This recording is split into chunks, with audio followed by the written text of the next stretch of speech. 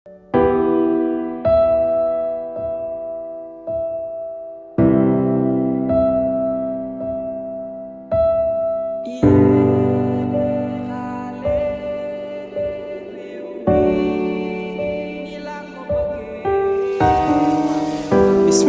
ñu dee di door di dellu sàkku ñaan di ñaan yàlla mu nangul ñu lépp luñ ko ñaan seytaane da yàq xel di soppi xalaat di fi wale àndandoo ñu daal bum ñu laal yàlla xaale réew mi ni laa ko bëggee waa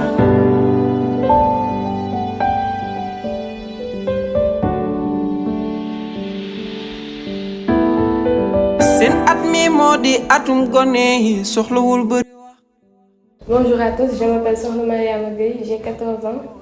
Je suis originaire de Diourbel et j'ai fait la majeure partie de mes études à Dakar. J'étudie au complexe scolaire Cheikh Ibrahima Niass Minka en classe de 4e.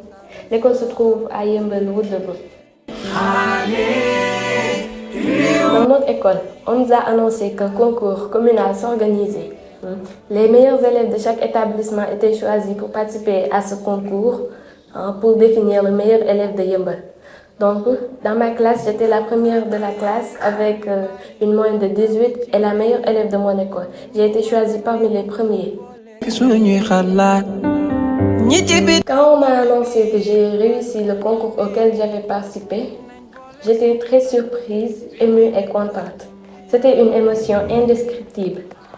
Donc, je me suis dit, à quelle épreuve ai-je réussi? Maman m'a dit que c'était 3 prix. Un en espagnol, un en mathématiques et un en SVT, sciences de la vie et de la terre. Mais je me suis dit, à quel moment ai-je trébuché pour ne pas réussir les autres épreuves? Donc, je me suis remis à apprendre les épreuves auxquelles je n'avais pas réussi. Lors de ma première venue au concours, c'était quelque chose de très différent. C'était un environnement que je n'avais jamais mis les pieds, où je n'avais jamais mis les pieds, je n'avais jamais visité l'endroit. Je ne connaissais même pas le lire. Alors, j'ai été accompagnée par d'autres camarades qui m'ont montré le chemin. Quand nous y étions, c'était un milieu très différent de l'endroit que je connaissais. Alors, j'ai demandé à d'autres élèves de mon niveau, je leur ai dit, c'est où les classes de 4e? Ils nous ont montré le lire. Je suis allée chez un surveillant, je lui ai dit comment je peux savoir mon numéro de table. Il m'a montré une feuille accrochée. Il m'a dit, il faut aller voir ton nom, ton numéro. Je suis allée et j'ai vu mon numéro de table. Je suis allée m'asseoir tranquillement et regarder les autres élèves, comment ils réagissent. Après ça, à la sortie d'une épreuve, l'épreuve de français, c'était la première épreuve. Quand nous sommes sortis, j'ai vu d'autres élèves, ceux-là étaient contents, d'autres étaient fâchés. Ils disaient que c'était difficile, d'autres facile, mais je ne les regardais pas. Sinon, les émotions allaient se mélanger dans ma tête. Donc, je me suis concentrée sur mes cahiers et j'ai repris mes révisions. Sinon, j'allais vraiment faire quelque chose de mauvais. L'excellence et les outils digitaux peuvent être conciliés. Mais pour cela, il faut une utilisation très responsable. Cette utilisation très responsable se fait par rapport aux parents et aux gens avec qui on vit, tuteur ou tutrice. Pour cela, eux avec qui on vit ou avec qui on partage la majeure partie du temps, eux, il faut qu'ils nous sensibilisent. Moi, je suis un enfant, j'ai été sensibilisée, c'est pour ça que je parle ainsi aujourd'hui. Les téléphones, les smartphones et les outils digitaux, en gros, peuvent être utilisés normalement, et utilement aussi. On peut utiliser les téléphones et les smartphones pour des exposés et des trucs très importants. Je remercie l'ensemble du collectif de m'avoir permis de participer à ce concours. Franchement, c'est quelque chose que j'admire vraiment. Votre idée est ambitieuse, c'est quelque chose d'important pour les élèves et les autres étudiants. Donc, c'est quelque chose que j'admire vraiment. J'aime ça. Donc, je vous remercie et je vous dis à l'année prochaine si c'est possible. Merci. Alors, je tiens à vous remercier pour ce que vous faites. Vous féliciter. Promouvoir l'excellence dans notre pays et en commençant très tôt dans l'éducation des enfants est quelque chose de très très important. Faire un témoignage sur Mariama, en tant que parent, c'est assez...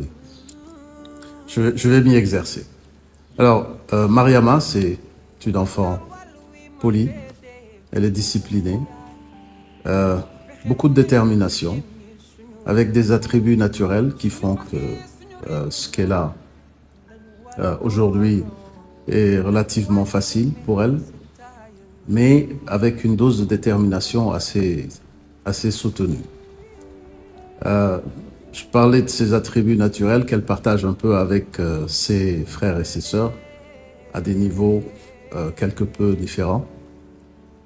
Mais nous, en tant que parents, ce qu'on essaie de faire, c'est simple, hein, c'est assez simple, c'est de leur donner ce qu'il faut comme détermination.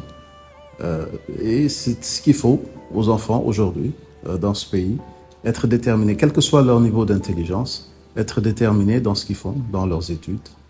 Et ça leur permettra demain, avec tout ce qu'il y a comme nouvelles technologies, de pouvoir prétendre à l'excellence. Parlant des nouvelles technologies, il y a quelque chose que Mariama a très bien compris. Les parents aujourd'hui doivent, et à tout moment, sans jamais démissionner, je dis bien à tout moment, pousser les enfants à nourrir leur mémoire sélective. Avec tous ces outils dont on parle, Facebook, TikTok, Google, ça doit simplement servir aux enfants à nourrir leur mémoire sélective, ce qui leur permet de développer une mémoire beaucoup plus constructive et qui leur font prétendre à l'excellence demain, quel que soit leur corps d'études ou de métier. Et ça, Mariama l'a très bien compris. Et je crois qu'elle vous a déjà fait un tour de ce qu'elle pense de ces nouvelles technologies.